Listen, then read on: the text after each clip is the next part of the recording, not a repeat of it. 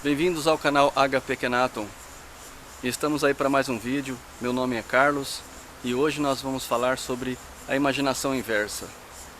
O quão poderosa ela é, o quão ela é capaz de te sequestrar emocionalmente e como se defender dela. O quão ela faz parte da sua vida e você não percebe, e como os grandes líderes utilizam ela justamente para prender você através do medo.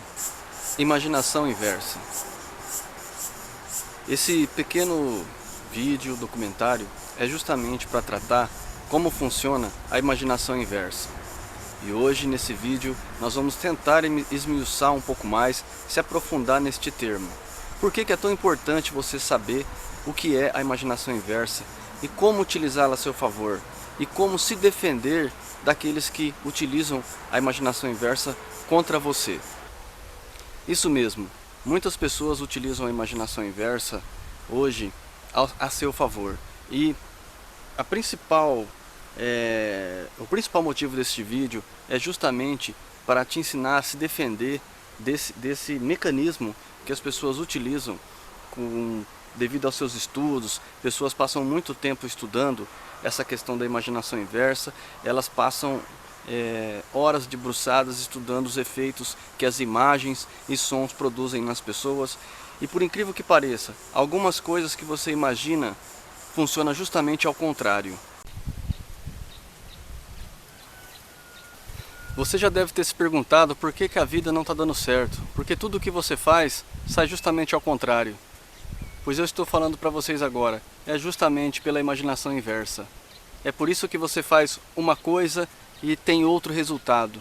Então é necessário entender, porque se você acha que está fazendo às vezes tudo certo, pois justamente você está fazendo tudo ao contrário. E isso é muito importante a gente saber como que funciona. Um exemplo muito prático da imaginação inversa é a que algumas religiões ou alguns pastores utilizam. Quando eles colocam Deus como um ser mau, vingativo, um ser praticamente um patriota israelense. Ou seja, quase sempre esse tipo de abordagem provoca uma imaginação diferente da realidade, da qual todos nós precisamos saber do que seria o divino, do que seria Deus. Um dos aspectos da imaginação inversa é muito interessante. Peça para uma criança não apertar um botão vermelho. E você deixa o botão lá e diz, olha, não aperte este botão. E desde pequeno você vai entender o que é a imaginação inversa. Quando as pessoas começam a olhar o botão e a criança fica assim, vou apertar ou não vou apertar? Por fim, é tão irresistível que ela acaba apertando aquele botão.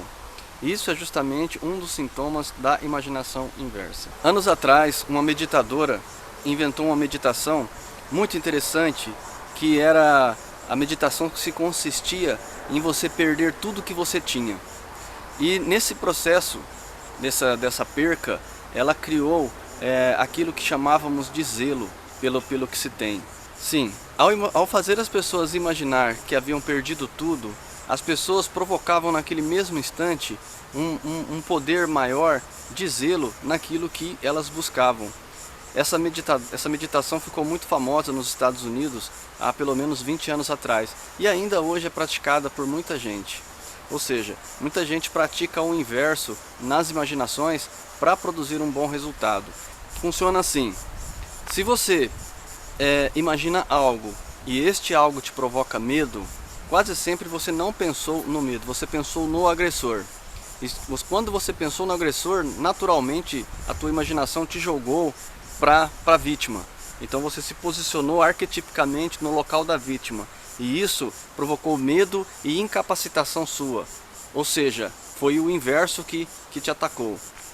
Mas agora que você sabe que se você imaginar o medo em si e trabalhar as possibilidades na imaginação de lidar contra o medo, naturalmente teu organismo se invadirá de uma química muito poderosa justamente para combater o medo. Você se sentirá muito mais forte para lidar com os problemas. Quase sempre a pessoa tímida, ela imagina se chegando nos locais e imagina as pessoas, como elas vão estar reagindo à sua chegada. E isso quase sempre provoca nela mais ansiedade, mais medo. Ao passo que se, em vez dela pensar nessas coisas que provocariam justamente o medo, ela, ao entrar num ambiente, ela acabasse por imaginar os arquétipos, ela se tornaria muito mais poderosa. Ou seja, quando ela entrar num ambiente em que ela sabe que se sentirá tímida, ela deveria exatamente se imaginar sendo aquele animal, o animal de poder. Ou seja, já expliquei aqui no canal que o meu animal é o tigre. Então quando eu vou entrar num local onde há pessoas que, na minha opinião, são importantes, que de certa maneira mais culta, e de certa maneira aquele temor me invade no primeiro início, pois utilizei sem querer a imaginação inversa, eu imediatamente substituo aquilo pelo meu arquétipo de poder. E é instantâneo, some na hora os efeitos da imaginação inversa. A imaginação inversa, ela tem que... Por que você tem que estar ciente da imaginação inversa? Porque você às vezes é vítima dela. Você imagina uma coisa e quase sempre depois sente um sentimento ruim, um sentimento de tristeza, de incapacitação, de medo. E isso não é bom pra gente. A gente tem que saber o que está acontecendo. E quando acontecer, você diz, é apenas uma imaginação inversa. E eu não vou mais prestar atenção nesse fator. Lembrando que a pior magia que existe nos nossos planos, nos nossos sonhos, é o medo. Quase sempre somos refém do medo. Quase sempre a arma utilizada pelas pessoas é o medo. Talvez o medo seja a mais fatal arma contra a sua alegria e contra a sua felicidade.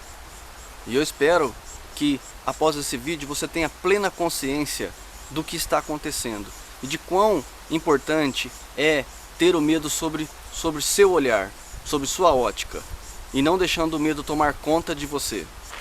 Podemos dizer que o medo é justamente o oposto do amor. Sim, é um espelhamento do amor, é o contrário do amor. O Hélio Couto recentemente tem lançado livros e textos sobre o poder de soltar. E isso, vocês têm que entender como é muito importante isso. E isso, eu diria que hoje isso é a essência do aprendizado do buscador de espiritualidade, do buscador de seus poderes espirituais aqui na Terra. Soltar é tão importante porque justamente quando você sente o medo e a ansiedade, dentro da imaginação inversa, você vai descobrir o seguinte, que você tem que soltar o objeto da ansiedade. Porque se ele está produzindo justamente uma imaginação inversa, está produzindo um sentimento inverso em você, ele deve ser abandonado, deve ser soltado. Porque se você ficar segurando aquilo, fatalmente você vai segurar o mesmo sentimento que está acarretando toda essa parte ruim em você. Pense um pouco nisso, vê se não tem sentido o que os vídeos do Hélio Couto sobre o poder de soltar fala de maneira tão categórica que eu não poderia falar melhor. É necessário muita observação e paciência para interpretar todos os objetos, todas as imagens, todos os sons que provocam em você o efeito inverso. Alguns podem produzir tristeza, alguns podem produzir incapacitação, fraqueza. E você tem que estar muito atento para saber quais são essas imagens que trabalham ao contrário, contra você. Ou seja, ao invés de estar trabalhando a favor, trabalha contra você. É preciso um grande sentimento de observação, uma perca de tempo observando para você entender exatamente o que está te fazendo mal. Quase sempre a imaginação inversa, ela faz de você um refém emocional. E você quase sempre não sabe que foi sequestrado. E por isso, quanto mais cedo você souber disso, melhor. Tem um mosquitinho aqui me atrapalhando. Pare para se observar. Olhe para você e veja exatamente o que produz esses efeitos em você. O que é que está invertido em sua vida? O que é que está funcionando ao contrário? E você vai perceber que muitas das vezes pequenas coisas podem ser mudadas e que produzirão grandes resultados. Se você se ama e quer praticar os arquétipos de maneira consciente e sábia, Retire de da sua vida, aquilo que provoca o contrário.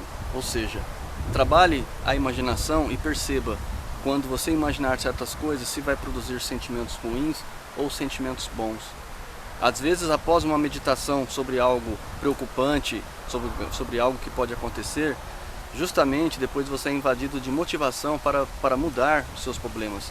E este ponto é muito importante, porque se você entender isso, você vai conseguir mudar certos aspectos na sua vida. Ou seja, aquela imaginação te deu o poder necessário para fazer o que precisava ser feito. E é justamente isso que eu estou falando. Às vezes, ao imaginar alguma coisa que vai te incapacitar, retire essa imaginação. Coloque uma que mostra você, ou então dentro da imaginação, você muda esse contexto. Antes de terminar a imaginação, você coloca você vencendo aquele problema dentro da imaginação. E isso é muito importante. Trabalhe justamente isso. Termine sempre a imaginação com você vencendo. Termine sempre a imaginação com você dominando aquilo que te preocupou, aquilo que te incapacitou. Assim é o poder da imaginação e assim ele deve ser utilizado. Porque toda imagem, assim como os arquétipos, as imagens internas da imaginação são também importantes. E elas mexem com você, elas produzem também as mesmas químicas que estão externamente. Ou seja, o cérebro não sabe interpretar o que é real ou o que é imaginativo. Ou seja, a imaginação exerce tanto poder quanto o real que está acontecendo do lado de fora. E isso vocês têm que entender que é muito importante para trabalhar com os arquétipos. A imaginação é muito importante para trabalhar com os arquétipos. Porque você não basta só ouvir o som do arquétipo, não basta só ver a imagem. Você tem que trazer isso para dentro de você. Você tem que conseguir imaginar o som do seu arquétipo. Você tem que conseguir imaginar o arquétipo. Você tem que conseguir ser o arquétipo na sua imaginação. Eu espero que você tenha conseguido entender um pouco sobre o que é a imaginação inversa e o quão importante é a imaginação no trabalho dos arquétipos. Eu quero que vocês, nos próximos exercícios, além de meditar ouvindo o som do arquétipo, trabalhem muito a questão da imagem interna da mente. Imaginem o seu arquétipo, imaginem ele andando, caminhando